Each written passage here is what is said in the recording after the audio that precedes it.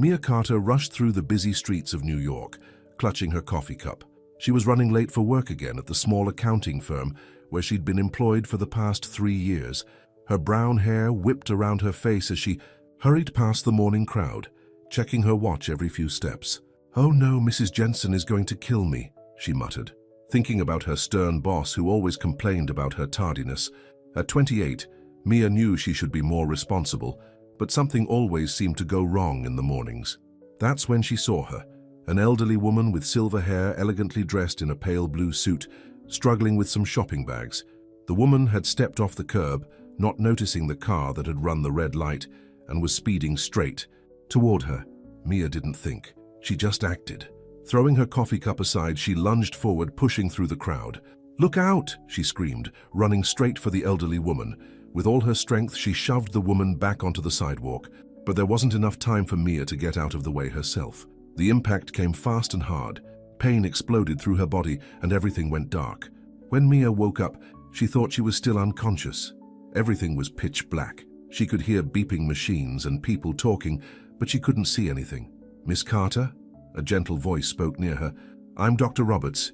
You're at Mount Sinai Hospital. You've been unconscious for 3 days. Why can't I see anything?" Mia's voice trembled. "Why is it so dark?" There was a heavy pause before the doctor spoke again. "Miss Carter, the impact caused severe trauma to your optical nerves. We did everything we could, but I'm afraid the damage is permanent." "I'm so sorry, but you've lost your sight." The words hit her like another car. Mia felt her world crumbling around her. "No," she whispered. "No, no, no." "You saved my life," another voice spoke up, older, refined, filled with emotion. "I'm Evelyn Blackwood, the woman you pushed out of the way. My dear, brave girl, you sacrificed everything to save a complete stranger." Mia felt a warm, soft hand take hers. She wanted to pull away, to scream, to wake up from this nightmare, but she couldn't move. The reality of her situation was starting to sink in, and it was overwhelming. "Leave me alone," Mia choked out. "Please, just leave me alone." But Evelyn Blackwood didn't leave. She stayed right there, holding Mia's hand. "I will not abandon you, my dear. You're going to get through this, and I'm going to help you. I owe you my life, and a Blackwood always pays their debts." Over the next few days, Mia learned that Evelyn Blackwood wasn't just any elderly woman. She was the Evelyn Blackwood, matriarch of one of the wealthiest families in New York.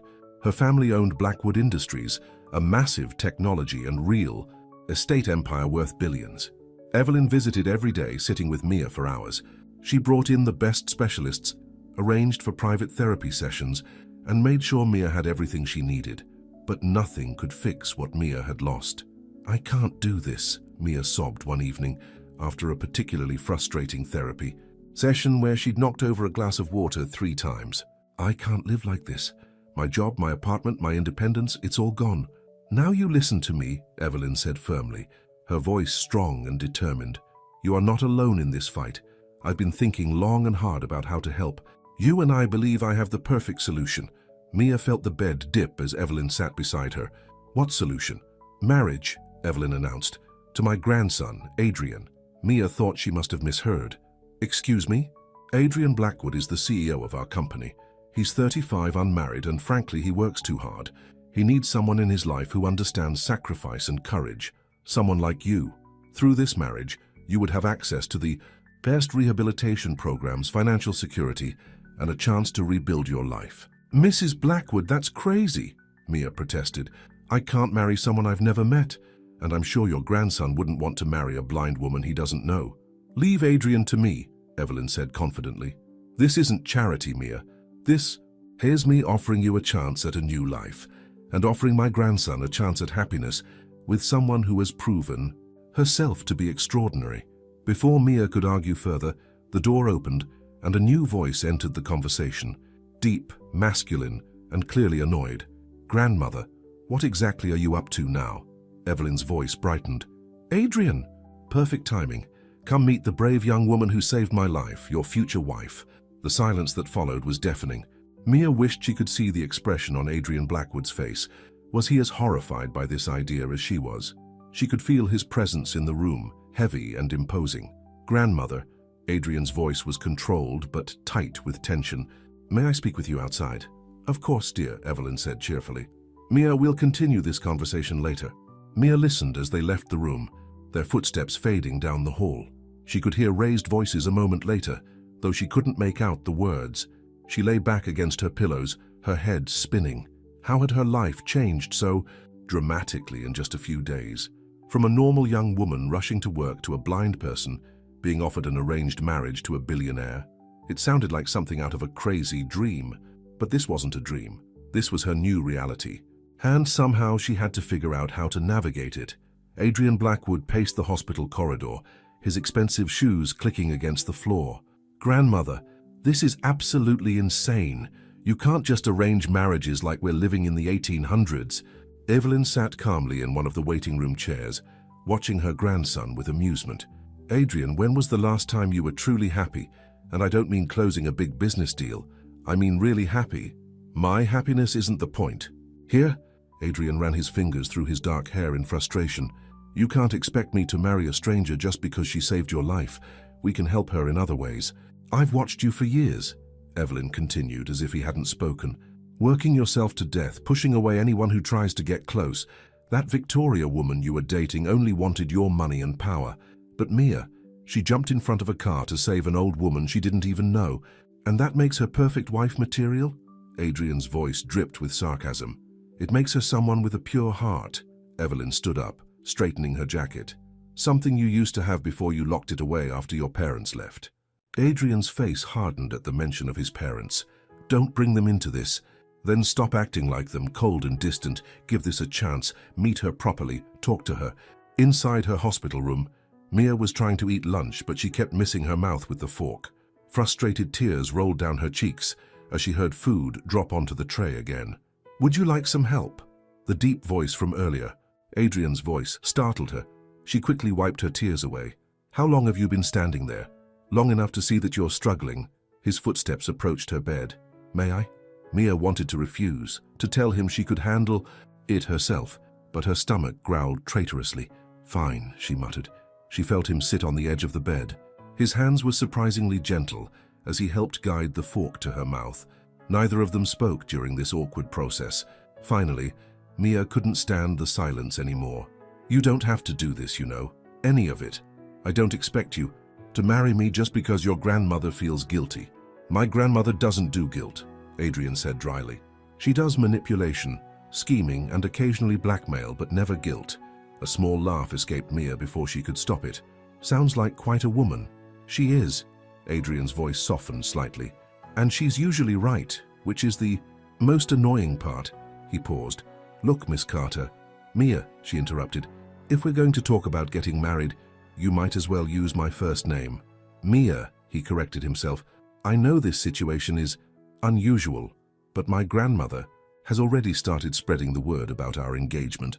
Mia's hands clenched in her lap. She what? That's exactly how I reacted, Adrian sighed.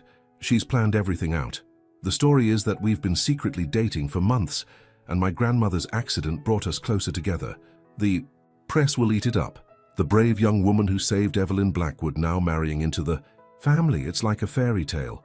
Except the princess is blind and the prince doesn't want to be there, Mia said bitterly. There was a long pause before Adrian spoke again. I don't not want to be here. Wow, that's romantic. Mia couldn't help the sarcasm. To her surprise, Adrian actually chuckled. I'm not good at this, relationships, feelings, all of it. I deal with numbers and contracts, they're simpler. Well, I used to be an accountant, so I understand numbers too, Mia said. So let's look at this like a business arrangement. What exactly would this marriage entail? She heard Adrian shift. In his chair, seemingly more comfortable with this approach. You would move into my penthouse once you're released. You'd have access to the best rehabilitation programs, a personal assistant, anything you need. In return, you'd attend social functions with me, play the role of devoted wife in public. After a year, if either of us wants out, we get a quiet divorce. And your grandmother? What about her? Would she be okay with us treating this like a business deal? Adrian was quiet for a moment. No, he admitted. She genuinely believes we could make each other happy. Mia leaned back against her pillows, feeling exhausted. And what do you believe? I believe that you're brave and stubborn and frustratingly independent, even after losing your sight. I believe my grandmother sees something in you that reminds her of herself when she was young. And I believe that maybe this arrangement doesn't have to be just about business. His words hung in the air between them. Mia felt her heart speed up slightly. Are you saying you want to try? For real? I'm saying I'm willing to leave the possibility open. Adrian's voice was careful, measured. No pressure, no expectations. We take it day by day. Before Mia could respond, the door burst open. Adrian, darling, a woman's voice rang out, high and sharp. I just heard the most ridiculous rumor about you being engaged. Mia felt Adrian tense beside her. Victoria, he said coldly, what are you doing here? Checking on my boyfriend, of course. Imagine my surprise when... Victoria's voice cut off abruptly. Who is this? This is Mia Carter. Adrian's voice had taken on a formal tone. My fiancé. The silence that followed was thick with tension. Mia wished she could see Victoria's face, but she could practically feel the anger radiating from the other woman. Your fiancé? Victoria's voice was dangerously quiet. The blind girl who saved your grandmother? Oh, Adrian, please tell me this is some kind of joke. You can't seriously be considering marrying her. It's not a joke, Victoria. Adrian stood up, his voice firm. And we broke up 3 months ago, so who I marry is none of your concern. You're making a huge mistake, Victoria hissed. The board will never accept this. A blind woman can't be the wife of Blackwood Industries' CEO. Think of the shareholders. Get out! Adrian's voice was like ice. Now! Mia heard the click of heels as Victoria stormed out, followed by the slam of the door. The room fell into silence again. Well, Mia said finally, trying to keep her voice light. That was dramatic. Adrian let out a heavy breath. I'm sorry about that. Victoria, she's been having trouble accepting our breakup. I can tell, Mia said dryly. Is she right about the board? The board works for me, not the other way around. Adrian's voice was firm. So, after that lovely interruption, what do you say? Will you marry me? And possibly consider not hating it? Despite everything, Mia found herself smiling. That's the worst proposal I've ever heard. Is that a yes? Mia took a deep breath. What did she have to lose? Her old life was gone, and here was a chance at a new one. Maybe it wasn't perfect, maybe it wasn't romantic, but it was something. A beginning. Yes, she said finally. I'll marry you, and I'll consider not hating it. The day Mia left the hospital was overwhelming. Reporters crowded the entrance, their cameras flashing and voices calling out questions. Miss Carter, how did you meet Adrian Blackwood? Is it true you're engaged? Was saving Mrs. Blackwood part of your plan to marry into the family? Just hold on to my arm. Adrian's voice was steady in her ear as he guided her through the chaos. The car's right here. Mia clutched his arm tightly, her heart pounding. She'd never felt so exposed, so vulnerable. The darkness that was now her world seemed even darker with all the noise and confusion around her. Almost there, Adrian murmured, helping her into what felt like a very expensive car with soft leather seats. As soon as the door closed, the noise disappeared. Does it get easier? Mia asked quietly. Dealing with all of that? No, Adrian replied honestly, but you get better at handling it. The drive to Adrian's penthouse was quiet. Mia's hands twisted nervously in her lap as she thought about what awaited her. She'd never even seen where she would be living. I had some modifications made to the penthouse, Adrian said, breaking the silence. Rails along the walls, textured floor strips to help you navigate, voice-activated controls for everything. And there's someone I'd like you to meet when we get there. When they arrived, Adrian guided her into an elevator that moved so smoothly Mia barely felt it. The doors opened directly into what she assumed was the penthouse. Mia, Adrian said, this is Mrs. Chen. She's been my housekeeper for 10 years, and she'll be helping you get settled. Please call me Linda, a warm voice said. It's wonderful to meet you, Mia. I've set up your room exactly as the specialist recommended. Mia felt tears welling up in her eyes at the kindness in Linda's voice. Thank you, she managed to say. I have to go to the office for a few hours, Adrian said, sounding apologetic. Linda will help you get familiar with the layout of the place.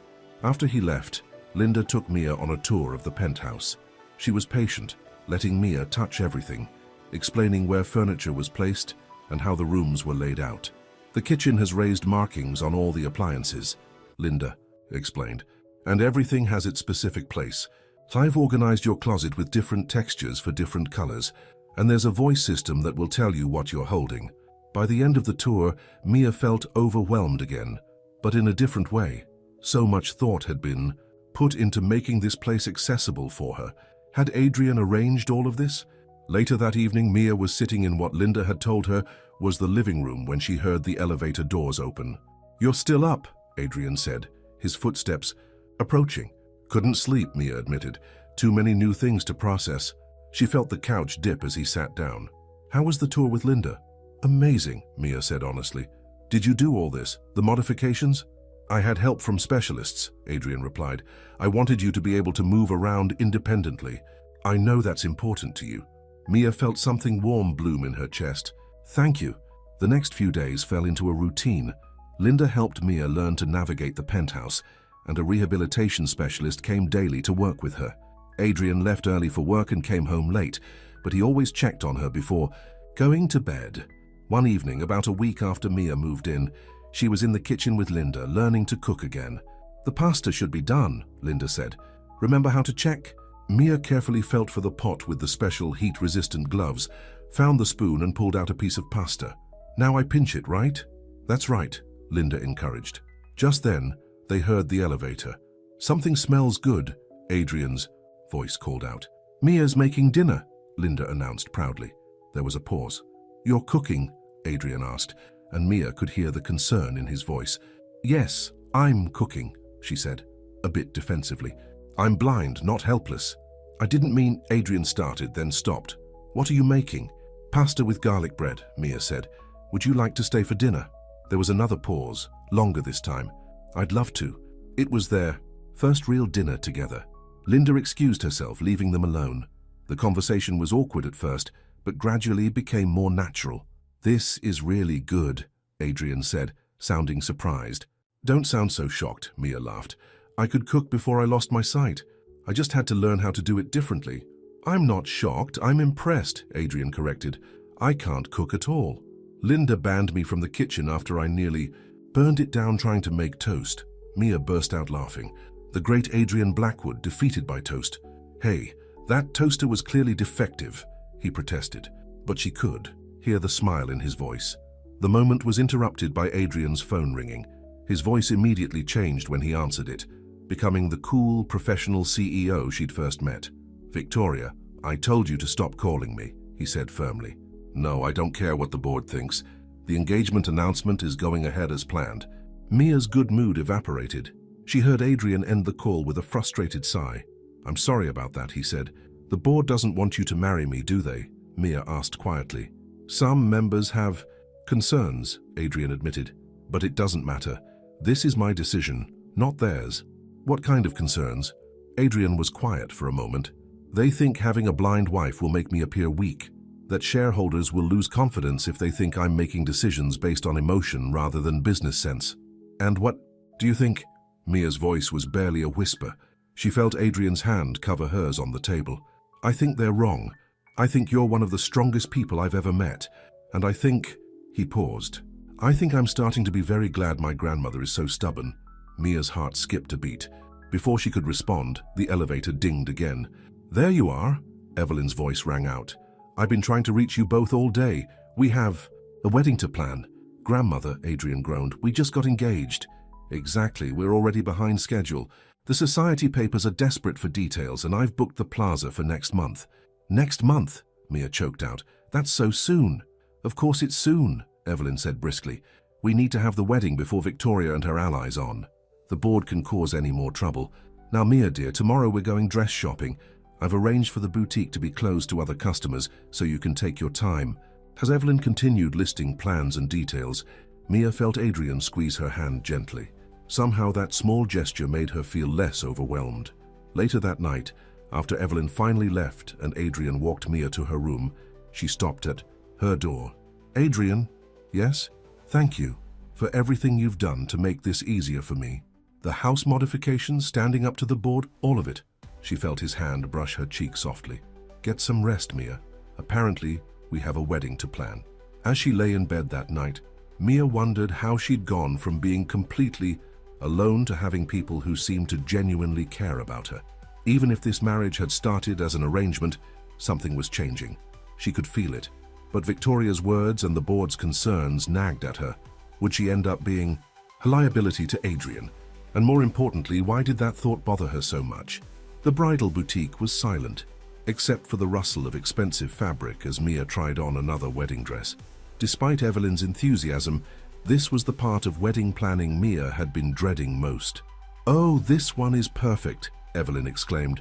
"The way it flows when you move, the delicate lace on the sleeves." Mia stood still as the boutique owner made adjustments. "I wish I could see it," she whispered, her fingers trailing over the fabric. "Here," the boutique owner guided her hands. "Feel the beading along the neckline, how it creates a pattern of roses. The skirt has layers of silk chiffon, light as air." As Mia explored the dress with her hands, she heard the boutique's door open. "I'm sorry, we're closed for a private appointment," the owner started to say. "Oh, I know," Victoria's voice cut through the room like a knife. "I'm here to see the future Mrs. Blackwood." Mia felt her whole body tense. "Mrs. Blackwood is already here," she said firmly, gesturing toward Evelyn. "Victoria?" Evelyn's voice was cold. "I don't recall inviting you." "I invited myself." Victoria's heels clicked across the floor as she approached. "Someone needs to talk some sense into this situation. Adrian is making a horrible mistake." "The only mistake my grandson made was dating you," Evelyn shot back. "Really?" Victoria laughed. "Let's talk about mistakes, like choosing a blind woman to be the wife of one of New York's most prominent CEOs. Do you really think you can handle the responsibilities that come with being Mrs. Blackwood?" This last question was directed at Mia. Mia lifted her chin. "I think that's between me and Adrian." "Is it? What about when you embarrass him at important functions? When you can't perform the basic duties expected of a CEO's wife? When you become a burden he has to constantly watch over?" "That's enough!" Evelyn's voice cracked like a whip. "Get out before I have security." "Remove you." "Fine," Victoria said smoothly. "But first, let me leave you with something to think about. The board is meeting next week to discuss Adrian's position as CEO. Some members feel his recent decisions show poor judgment. They're questioning his ability to lead the company." After Victoria left, Mia's legs gave out and she sank onto a nearby chair, still in the wedding dress. "Don't listen to her," Evelyn said firmly, taking Mia's hands. "She's just trying to cause trouble." But the seed of doubt had been planted. That evening, when Adrian came home, Mia was waiting for him in the living room. "We need to talk," she said as soon as she heard him enter. "That sounds serious." Adrian sat beside her. "What's wrong?" Mia took a deep breath. "Victoria came to the bridal shop today. She said the board is meeting about your position as CEO because of me." Adrian was quiet for a moment. When he spoke, his voice was tight with anger. "She had no right to tell you that." "So it's true?" "Some board members have called for a vote of confidence," Adrian admitted, "but it's nothing to worry about." "Nothing to worry about?" Mia stood up, frustrated. "They could take your company away from you, everything you've worked for, everything your family has built." "Mia, maybe Victoria's right. Maybe I'll just be a burden. Maybe." She felt Adrian's hands grasp her shoulders. "Stop. Just stop." "But no." His voice was firm. "Listen to me. Yes, some board members are using our engagement as an excuse to challenge my leadership, but they've been looking for an excuse for years. They think I'm too young, too progressive, too willing to put people before profits. So I'm just giving them the ammunition they need," Mia said miserably. "You're giving me something far more important." Adrian's hands moved to cup her face. "Do you know what I thought about on my drive home today? Not the board meeting, not the company's stock price, but whether you'd had a good day, whether you were happy here, whether you'd smile when I walked in." Mia's heart started beating faster. "Adrian, I've spent my whole life trying to prove myself," he continued, "trying to be the perfect CEO, the perfect grandson, the perfect everything. But with you, I don't feel like I have to prove anything. You don't care about my money or my position. You just care about me." "I do care about you," Mia admitted softly. "More than I expected to." She felt his forehead rest against hers. "Then marry me. Not because my grandmother arranged it, not because you feel obligated, but because maybe we could make each other happy." "Was that a real proposal this time?" Mia asked, smiling despite her tears. "Much better than my first one, right?" "Still not very romantic," she teased. She felt him smile. "How's this?" He took her hand and got down on one knee. "Mia Carter, you walked into my life because you saved my grandmother, but you've ended up saving me too. From loneliness, from emptiness, from myself. Will you marry me? For real this time?" Tears were flowing freely down Mia's cheeks now. "Yes," she whispered. "Yes, I'll marry you." The moment was perfect until Adrian's phone started ringing. He ignored it. "It might be important," Mia said. "Nothing is more important than this," Adrian replied, pulling her into his arms. The phone kept ringing. Finally, Adrian answered it with an annoyed, "What?" His whole body tensed as he listened. "When?" he demanded. "Who leaked it?" "What's wrong?" Mia asked when he hung up. "Someone sent photos to the press, photos of you at the bridal shop today with quotes from an anonymous source claiming our engagement is a publicity stunt, that I'm only marrying you out of guilt and obligation." "Victoria," Mia said quietly. "Probably." Adrian's voice was grim. "The press is having a field day. They're calling it the blind bride scandal." Mia felt sick. "What do we do?" "We fight back," Adrian said firmly. "No more hiding. No more letting them control the narrative. Tomorrow we're going to give an interview. Together. Let the world see the truth about us." "But I've never done an interview before. What if I say the wrong thing?" "Just be yourself." Adrian pulled her close again. "That's all you need to be. Let them see the woman I'm falling in love with." Mia's heart stopped. "What did you say?" "I said," Adrian's voice was soft but sure, "that I'm falling in love with you, Mia. Carter, and I don't care who knows it." For the first time since losing her sight, Mia felt like she could see perfectly clearly, because some things didn't need eyes to be seen. They just needed a heart to feel them. But as she stood there, in Adrian's arms, she couldn't shake the feeling that Victoria's attack at the bridal shop was just the beginning. Tomorrow they would face the press, but what other challenges were waiting for them? And would their newfound love be strong enough to survive them? The morning of the interview, Mia sat nervously while a makeup artist worked on her face. The key studio buzzed with activity around her. "You're doing great," Adrian's voice came from beside her. He hadn't left her side all morning. "What if I mess up?" Mia whispered. "What if I make things worse?" "Impossible," Adrian squeezed her hand. "Just remember what we talked about. Be honest, be yourself." "Mr. Blackwood," a new voice interrupted, "Margaret Walsh is ready for you both." Margaret Walsh was the most respected interviewer in New York. Getting on her morning show was a big deal, and her questions were known to be ruthless. Adrian guided Mia to the set, helping her settle into what felt like a plush chair. The studio fell quiet. "We're live in 5, 4, 3, good. Morning, New York." Margaret's warm voice filled the studio. "Today we have an exclusive interview with Adrian Blackwood, CEO of Blackwood Industries, and his fiancée Mia Carter. Their engagement has been making headlines, but not always for the right reasons. Thank you both for being here." "Thank you for having us," Adrian replied smoothly. "Let's address the elephant in the room," Margaret began. "There are rumors that this engagement is nothing more than a publicity stunt, arranged by your grandmother after Miss Carter saved her life. Care to comment?" Mia felt Adrian tense beside her, but before he could speak, she found herself talking. "Actually, I'd like to answer that," she said firmly. "Yes, I met Adrian because I saved his grandmother, and yes, Evelyn did suggest we should meet. But what happened after that? That was all us, all real. But you got engaged very quickly," Margaret pressed. "Sometimes," Mia smiled, "when something's right, you just know." "And you, Mr. Blackwood, did you just know?" Adrian's voice softened. "I knew the moment I walked into that hospital room and found her trying to eat lunch by herself, refusing. Help, determined to figure it out on her own. Her strength, her courage. How could I not fall in love with that?" The interview continued, with Margaret asking about their wedding plans and future together. Then came the harder questions. "There's been concern from some Blackwood Industries shareholders about your ability to fulfill the role of a CEO's wife, given your condition," Margaret said carefully. "How do you respond to that?" Mia took a deep breath. "I lost my sight.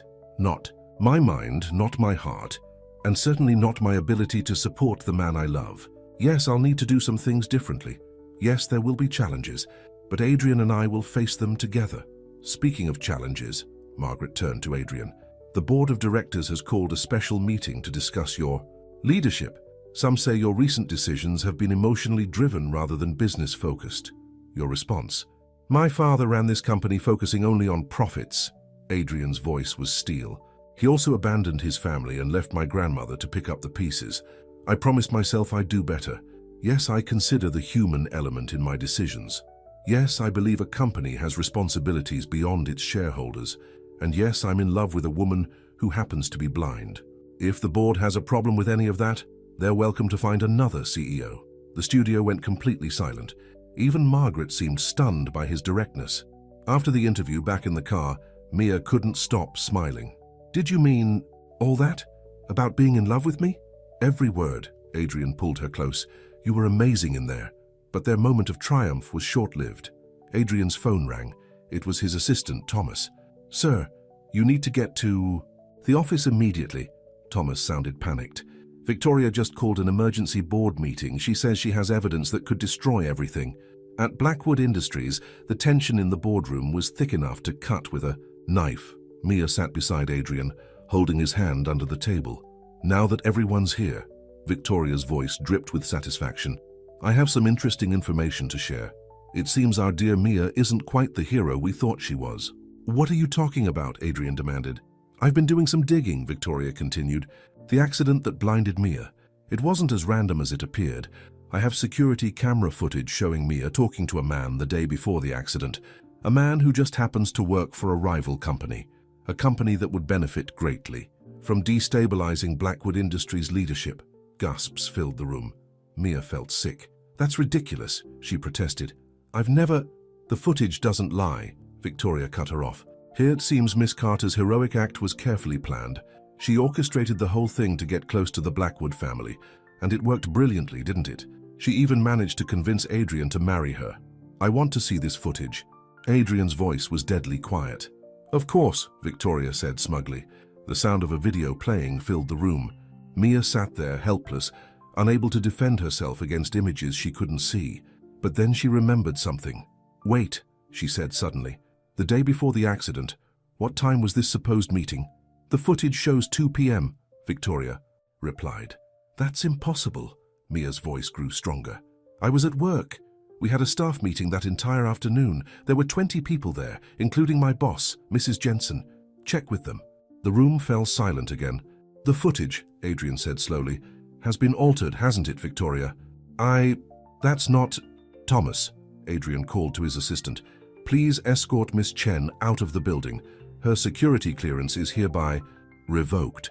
And contact our lawyers. I want to know every legal option we have against her for defamation." As Victoria was led out, screaming threats, Mia felt Adrian's arms wrap around her. "I'm so sorry you had to go through that," he whispered. "I just don't understand why she hates me so much," Mia said quietly. "Because you have something she never did," Evelyn's voice came from the doorway. "Adrian's heart." Later that night, back at the penthouse, Mia sat with Adrian on their balcony. The spring air was warm, and she could hear the city below them. "The board voted," Adrian told her, "unanimously in my favor. Victoria's stunt backfired. It made them realize she was the one trying to manipulate the company, not us." "So it's over?" Adrian was quiet for a moment. "The threat from Victoria is over. But there will always be people who doubt us, who think you're not good enough or that I'm making a mistake. Are you ready for that?" Mia turned to face him, reaching up to touch his face. "As long as you're not one of those people, I can handle anything else." She felt him smile under her fingers. "Never," he promised. "You're the best decision I've ever made." But even as they sat there, content in their victory, neither of them could know that the biggest challenge to their love was still to come, and it would come from a direction they never expected. The day before the wedding, Mia was in the kitchen with Linda, preparing a special dinner for Adrian. The past few weeks had been peaceful since Victoria's dramatic exit from Blackwood Industries. "The sauce needs more basil," Linda advised, guiding Mia's hand to the herb container. Suddenly the elevator dinged. "You're home early," Mia called out cheerfully, expecting Adrian. "I'm afraid not," an unfamiliar male voice responded. "Though I must say, domestic life seems to suit you, Mia." Mia froze. That voice, it couldn't. "Xiao, who are you?" Linda demanded. "How did you get up here?" "Richard Carter," the man announced. "Mia's father, and I have every right to see my daughter before her wedding." Mia gripped the counter, her knees weak. "You lost that right when you walked out on us 12 years ago. Now, sweetheart," Richard's voice oozed charm, "is that any way to greet your father? Especially when I've come all this way to make amends." "Mrs. Chen," Mia said quietly, "could you please call Adrian?" "Don't bother," Richard said. "I already called his office. He's in an important meeting that simply couldn't be interrupted." Mia heard Linda leave the room, presumably to make the call anyway. "What do you want?" Mia asked, coldly. "Can't a father want to reconnect with his daughter, especially when she's about to marry one of the richest men in New York. His footsteps came closer. You've done well for yourself, Mia. Better than I ever expected. You mean better than when you told me I'd never amount to anything? When you cleaned out Mom's bank account and disappeared? The past is the past. Richard dismissed. I'm here now, and I think we could help each other. Help each other? Mia laughed bitterly. I don't need anything from you. No? What about the truth about your mother's death? Mia felt like all the air had been sucked from the room. What are you talking about? Mom died of cancer 3 years ago. Is that what you believe? Richard's voice was silky. Interesting. Did you never wonder why she refused treatment? Why she gave up so easily? She couldn't afford the treatments. Mia's voice shook. Because you stole everything. Oh no, my dear, she had insurance, good insurance, but she chose not to use it. Would you like to know why? The elevator dinged again. Get away from her, Adrian's voice thundered through the penthouse. How the protective fiancé arrives. Richard turned to face him. We were just having a lovely father-daughter chat. Get out. Adrian's voice was ice. Before I have security remove you. Of course, Richard said smoothly. But Mia, dear, when you want to know the truth about your mother, call me. I left my card on the counter. After he left, Mia collapsed into Adrian's arms, shaking. How did he get up here? Adrian demanded. He said he called your office, Mia managed. He did. Adrian's voice was grim. Claimed to be a potential investor with urgent business. By the time my assistant realized who he really was, he was already gone. That night, Mia couldn't sleep. Her father's words about her mother kept echoing in her head. Around midnight, she carefully made her way to the kitchen, counting her steps as she'd learned to do. Her fingers found the business card on the counter where her father had left it. She traced its edges, torn between ripping it up and calling the number. Can't sleep. Mia jumped at Adrian's voice. I didn't hear you come in. I've been watching you toss and turn for hours. He sat beside her. Want to talk about it? My mother. Mia's voice cracked. She was all I had after my father left. When she got sick, she refused treatment. Said she was tired of fighting. I always thought it was because of the money, but now you're wondering if there was another reason. Adrian finished gently. What if he's telling the truth? What if there's something I don't know? Adrian was quiet for a moment. What does your heart tell you? That my father is manipulative and cruel, Mia said bitterly. That this is probably just another one of his games, but you'll always wonder if you don't find out, Adrian sighed. Okay, give me the card. What? Give me the card, he repeated. I'll have my security team look into him. Find out where he's been, what he's been doing. If he knows anything real about your mother, we'll find out. But you don't have to deal with him directly. Mia reached for Adrian's hand. You'd do that? I'd do anything for you, he said simply, including protecting you from people who want to hurt you, even if they're family. We're getting married. Tomorrow, Mia said suddenly, as if just remembering. Yes, we are, Adrian pulled her close, and nothing your father or anyone else does is going to change that. But the next morning, everything changed. Adrian's security team found something that would shake their world to its core. Mia, Adrian's voice was strange when he came to her room. There's something you need to know. It's about your father and Victoria. What about them? They've been working together for months and... Adrian paused. There's more. It's about the day of your accident, the day you saved my grandmother. Mia felt her blood run cold. What about it? Security footage from other cameras on that street. Footage Victoria didn't have access to. It shows your father there that day. Watching? Waiting? No, Mia whispered. No, that's not possible. The accident wasn't random, Mia. But you weren't the one who planned it. Your father was. He's been working with Victoria to take control of Blackwood Industries. They needed something big, something dramatic. Stop, Mia felt sick. Are you saying my father arranged for me to be blinded? The silence that followed was all the answer she needed. She heard Adrian move toward her, but she held up her hand. Don't, her voice was hollow. Just don't. I need to be alone.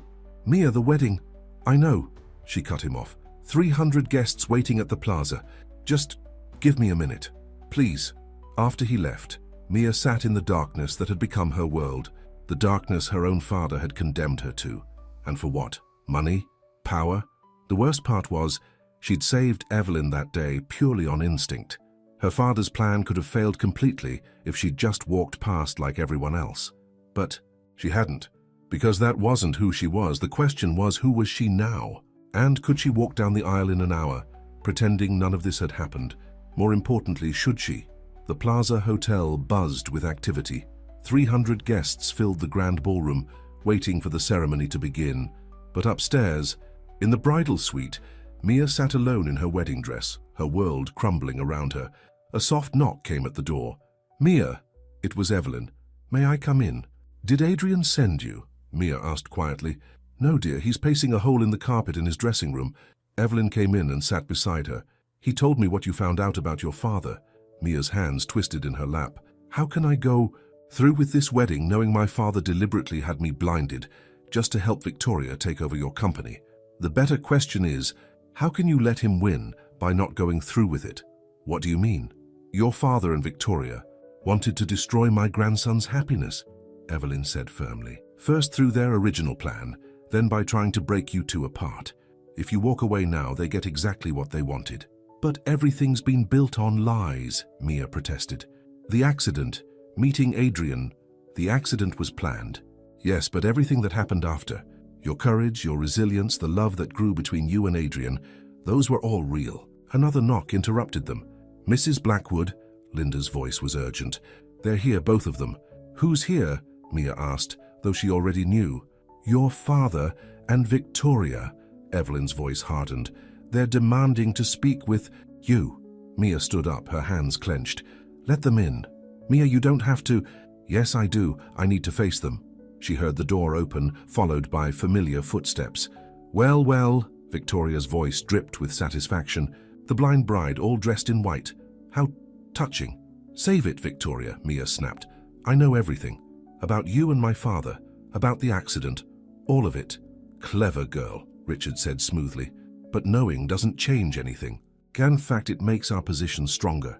"What are you talking about?" "Think about it," Victoria took over. "What would the press say if they found out the romantic story of how you and Adrian met was actually an elaborate scheme? That your own father arranged your accident? The scandal would destroy Blackwood Industries. Unless," Richard added, "you make the right choice now, walk away. Leave Adrian at the altar. Let him save face by reuniting with Victoria, someone the board actually approves of. And if I don't, then by this time tomorrow, every newspaper in New York will know the truth," Victoria said. "Adrian's reputation will be ruined. The company will suffer. All because you were too selfish to let him go." Mia felt tears rolling down her cheeks. "You're really willing to destroy your own daughter's life for money?" she asked her father. "Oh, sweetheart," Richard laughed. "I already did that when I arranged the accident. What's one more sacrifice?" The door burst open. "You son of a bitch," Adrian's voice roared. Before anyone could react, there was the sound of a punch, followed by Richard hitting the floor. "Adrian, stop!" Mia cried out. "He's not worth it. Do you know what he just confessed to?" Adrian was breathing hard. "It's all on tape. Every word." The room went silent. "What?" Victoria whispered. "Did you really think I'd let either of you anywhere near Mia today without having security record everything?" Adrian's voice was cold. "The police are waiting downstairs, along with the press, ready to hear how Victoria, Chen, disgraced former board member, conspired with a con man to cause an accident that blinded an innocent woman." "You can't prove anything," Victoria protested. "Actually, we can," Evelyn spoke up. "Once we knew to look, finding the evidence was easy. The money trail, the communications between you two, the hired driver who caused the accident, it's all there." "No," Richard scrambled to his feet. "No, you're bluffing." "Try me," Adrian challenged. "You wanted to destroy me? Congratulations. You just gave me everything I need to destroy you instead. Both of you will spend years in prison for what you did to Mia." Mia heard Victoria start to cry, heard her father's desperate attempts to bargain. Then police officers were there, reading rights, putting on handcuffs. "Wait," Mia called out as they were being led away. "Father?" "Yes, sweetheart?" His voice was eager, hopeful. "Mom's insurance. Was there really something else about her death?" Richard laughed bitterly. "No, that was just another lie, like everything else I've ever told you." After they were gone, Mia sank into a chair, overwhelmed. Adrian knelt beside her. "I'm so sorry," he said softly. "I wanted to tell you about the recording plan, but I needed their confession to sound natural. Don't apologize." Mia reached for him. "You did what you had to do. The guests are all still waiting," Evelyn reminded them gently. "What would you like me to tell them?" Mia took a deep breath. Tell them the bride needs 10 minutes to fix her makeup. and then we're having a wedding. Are you sure? Adrian asked. After everything that just happened, I've never been more sure of anything. Mia stood up, straightening her dress. Victoria and my father wanted to break us apart. They wanted to use our love story to destroy us, but they forgot something important. What's that? Our love. Story might have started with a lie, but it became real. What I feel for you, what you feel for me, that's the truth, and I'm not letting anyone take that away from us. Adrian pulled her into his arms, careful not to wrinkle her dress. I love you, he whispered. So much. I love you too. Mia smiled through her tears. Now, are you ready to get married? I've been ready since the day I met you in that hospital room. As they prepared to head downstairs, Mia thought about everything that had led to this moment. The accident that had taken her sight had been planned by people who wanted to hurt her, but out of that darkness had come a light brighter than anything she could have imagined, true love. Sometimes she realized the most beautiful things in life come from the darkest moments, and sometimes what starts as a sacrifice becomes the greatest gift of all. But even as she prepared to walk down the aisle, none of them could know that.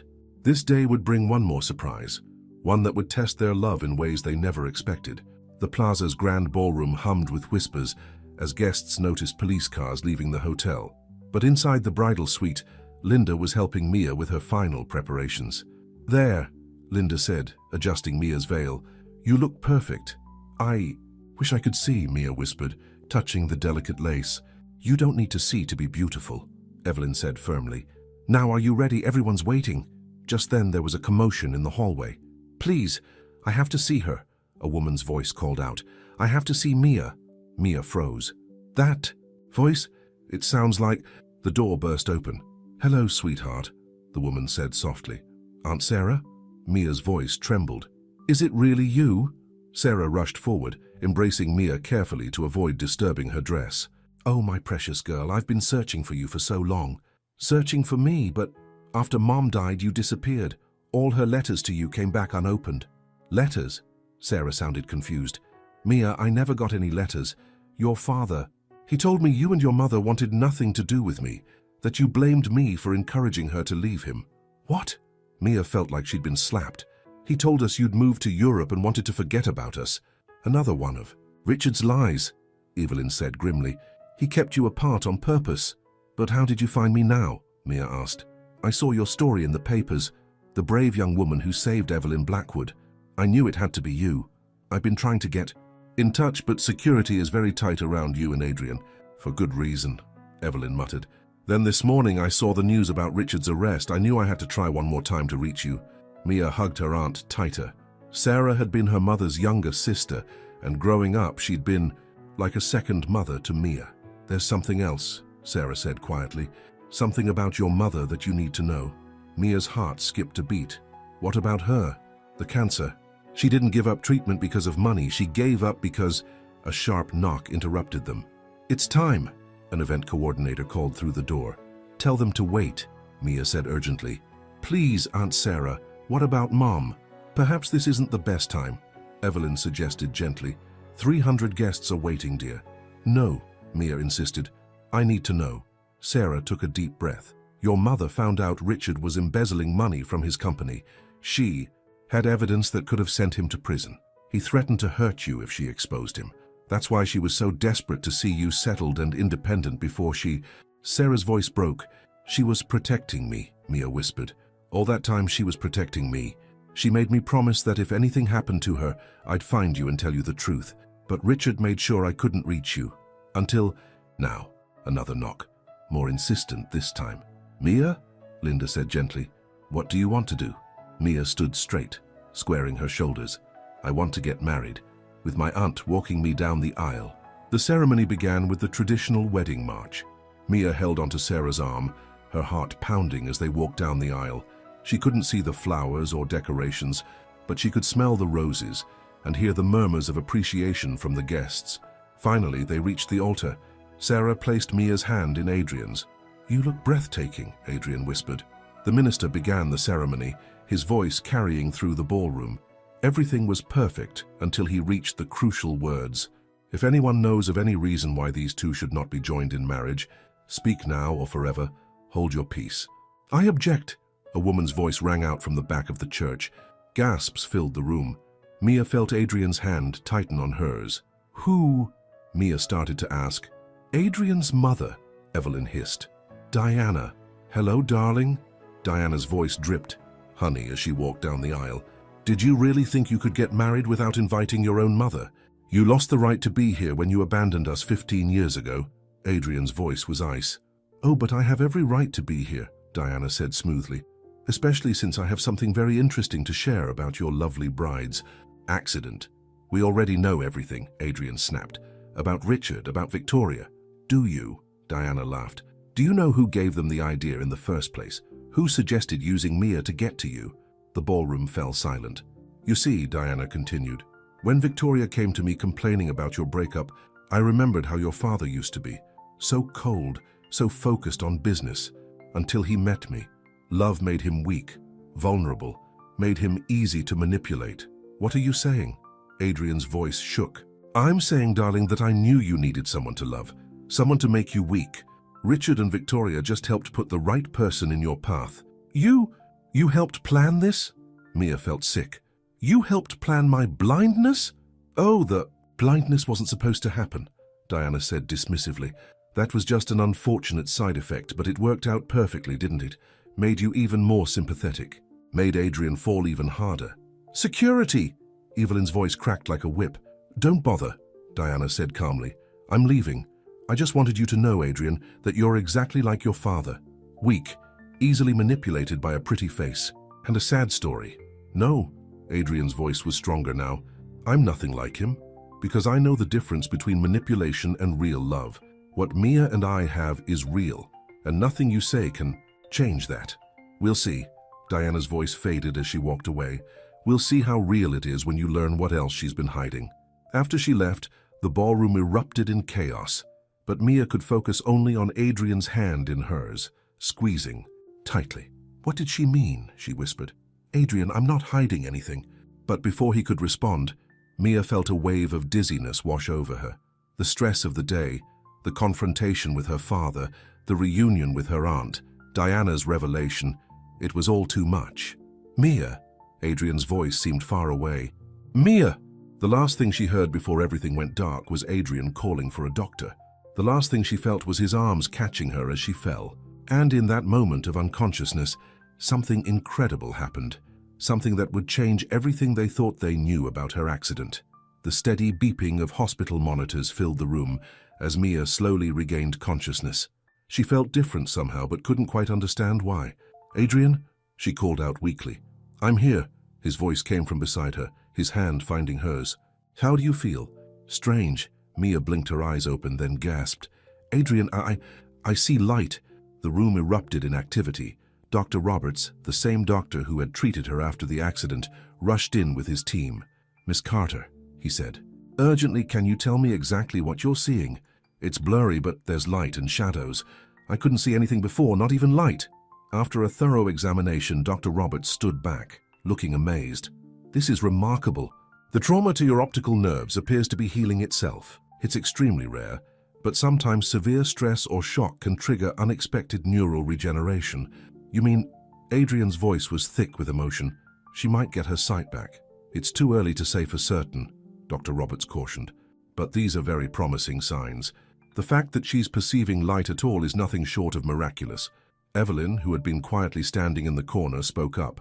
The wedding guests have all been sent home, Linda assured her. First, I told them Mia had a stress-induced collapse and the ceremony would be rescheduled. I'm so sorry, Mia said, tears rolling down her cheeks. Our wedding... Hey! Adrian sat on the edge of her bed. Don't apologize. This is more important. But your mother, all those people... My mother did us a favor, Adrian said firmly. She showed everyone exactly why we belong together. Because despite all the manipulation and lies, despite everyone trying to tear us apart, what we have is real. But what she said about me hiding something was just another attempt to cause trouble, Adrian assured her. Unless there really is something you're hiding, Mia hesitated. Actually, there is something. Something I discovered just before the wedding, but with everything that happened, I never got the chance to tell you. The room went quiet. What is it? Adrian asked softly. When Aunt Sarah arrived, she didn't just tell me about my mother's sacrifice. She also gave me a letter My mother wrote it before she died, but my father intercepted it. It was about your mother, Adrian. My mother? What about her? Your mother and my father? They knew each other before. Years ago, when your father was still alive. They were working together then too, trying to take control of the company. My mother found out and threatened to expose them. That's the real reason your mother left. Not because of your father's coldness, but because her plan failed. Adrian was silent for a long moment. So our parents have been plotting against the company for years. There's more, Mia continued. The letter said your father knew what your mother was trying to do. He wasn't cold because of business. He was trying to protect the company from her. And when he died in that car accident... No, Adrian's voice was hoarse. Are you saying my mother suspected your mother was involved, but she could never prove it? The room was so quiet you could hear a pin drop. All these years, Adrian finally said, I blamed him for driving her away. I thought he cared more about the company than us, but he was protecting us from her. I'm so sorry. Mia reached for him. I wanted to tell you before the ceremony, but then everything happened. So fast, Adrian pulled her into his arms carefully, mindful of the hospital monitors. Don't apologize, you're telling me now, and finally, after 15 years, I understand why my father changed, why he made me promise to always put the company's integrity first. What are you going to do? Evelyn asked quietly. First, Adrian said firmly, I'm going to make sure my mother never comes near our family again. Then, he turned back to Mia, I'm going to marry the woman I love, properly this time, without any interruptions. But my vision... Mia gestured to her eyes. Shouldn't we wait to see? I fell in love with you when you couldn't see at all, Adrian reminded her. Whether your vision comes back fully, partially, or not at all, doesn't change how I feel about you. Dr. Roberts cleared his throat. Actually, about that, the initial tests are very encouraging.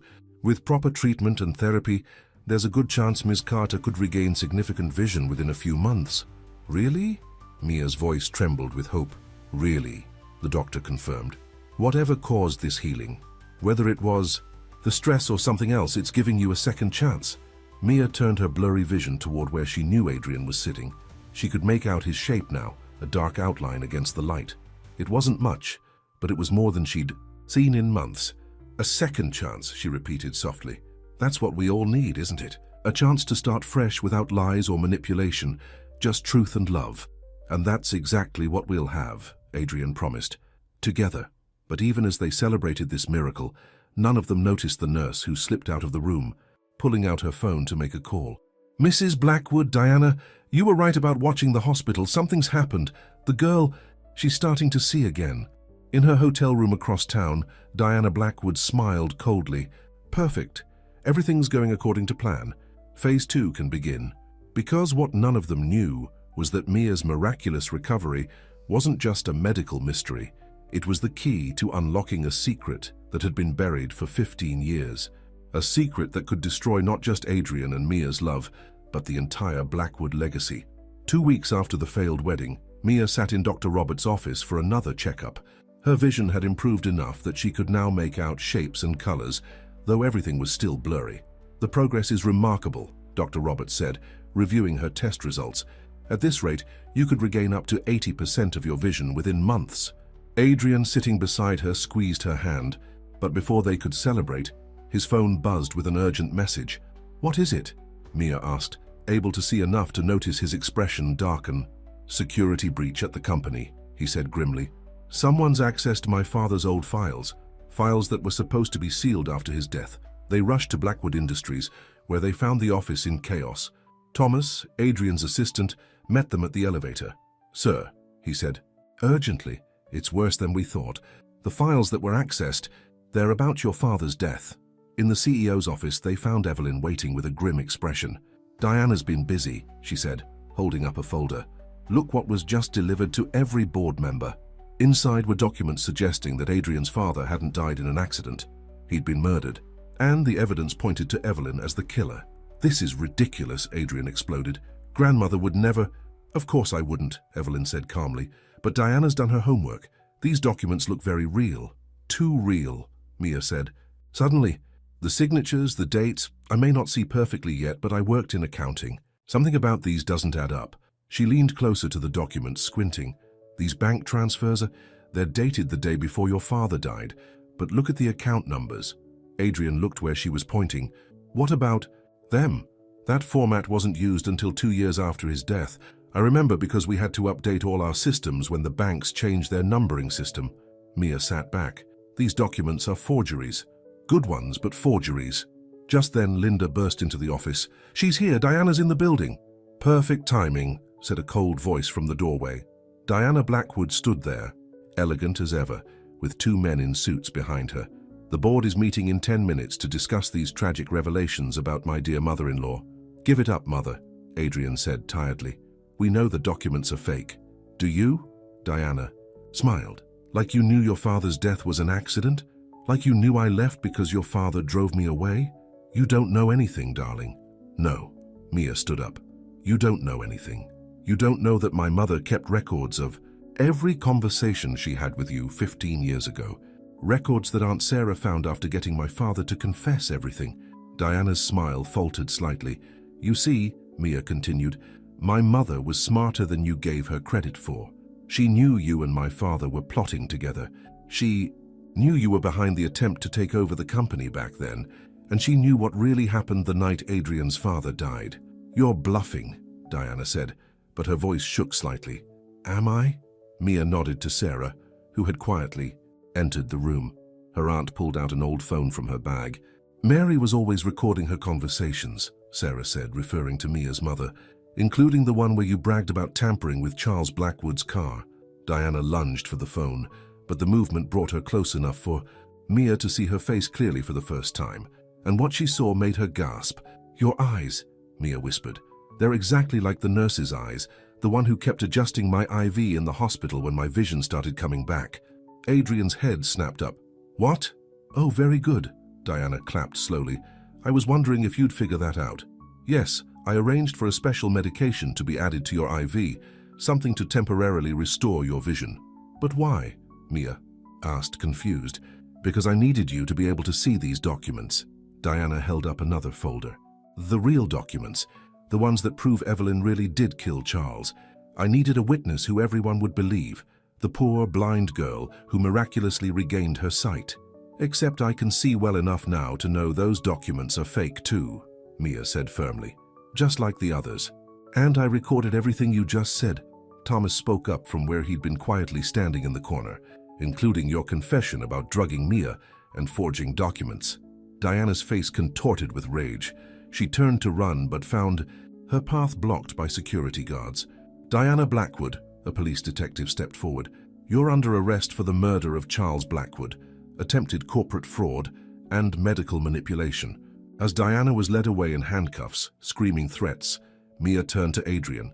Her vision was clearer than it had been in weeks, clear enough to see the tears in his eyes. I'm so sorry about your mother, she said softly.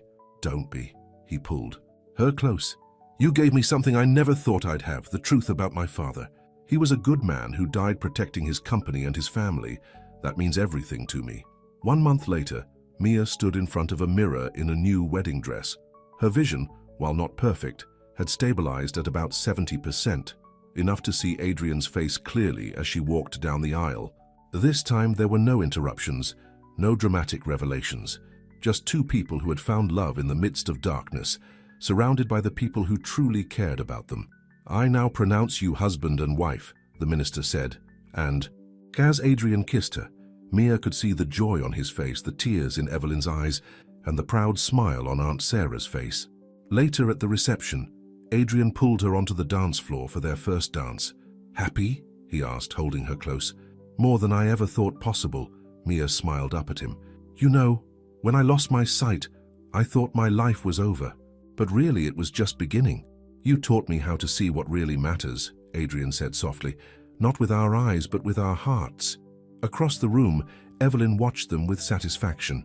Love really does conquer all, she said. To Sarah, who had become a close friend. Even corporate takeovers and murder plots, Sarah teased. Especially those, Evelyn laughed, though I have to admit I never expected my matchmaking to lead to all this drama. Would you change anything? Evelyn watched as Adrian twirled Mia on the dance floor, both of them laughing, both of them glowing with happiness. Not a single thing, she said firmly. Sometimes the most beautiful love stories come from the darkest beginnings. and sometimes a sacrifice made in the name of love becomes the greatest blessing of all. As the evening drew to a close, Mia and Adrian stood on the hotel balcony, looking out over the city lights that Mia could now see twinkling in the distance. "Ready for our next adventure, Mrs. Blackwood?" Adrian asked. Mia smiled, thinking of how far they'd come, from an arranged marriage between strangers to a love that had overcome every obstacle thrown in its path. "With you?" She turned to face him, seeing clearly the love in his eyes. "I'm ready for anything." Because in the end, their story wasn't about seeing or not seeing, about corporate intrigue or family betrayals. It was about two hearts finding each other in the darkness and holding on until they reached the light. It was simply and beautifully a love story. The end